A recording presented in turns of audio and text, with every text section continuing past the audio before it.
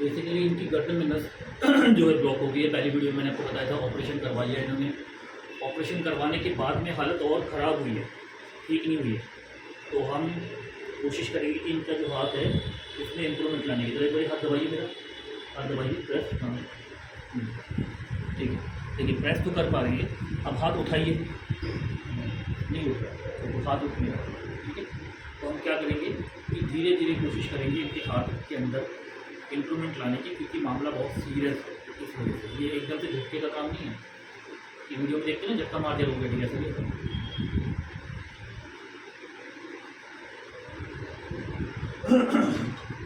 इधर आओ, ऐसे करो, इसको पकड़ो, दूसरे हाथ से पकड़ो, पकड़ो दूसरे हाथ से।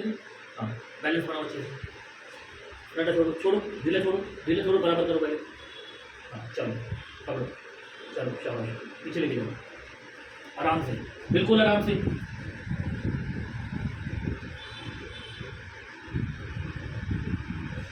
चलो वापस लेकर आओ, फिर लेके जाओ आराम से, बिल्कुल कोई जल्दबाजी नहीं होनी चाहिए, आपकी तरफ से भी कोई जल्दबाजी नहीं होनी चाहिए। ठीक है, नॉर्मल सांस रखनी है।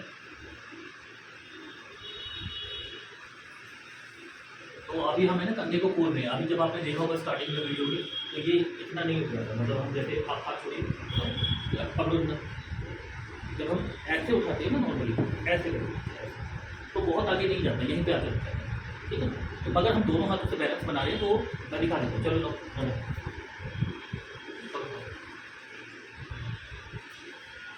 तो हम क्या कर रहे हैं देखिए, चलो हाथ बिल्कुल सीधा है और उससे पहले से ज़्यादा नीचे जा रहा है। अब चेहरा नॉर्मल है, ठीक है, कोई ऐसी गड़बड़ नहीं है। देखिए जाओ बस,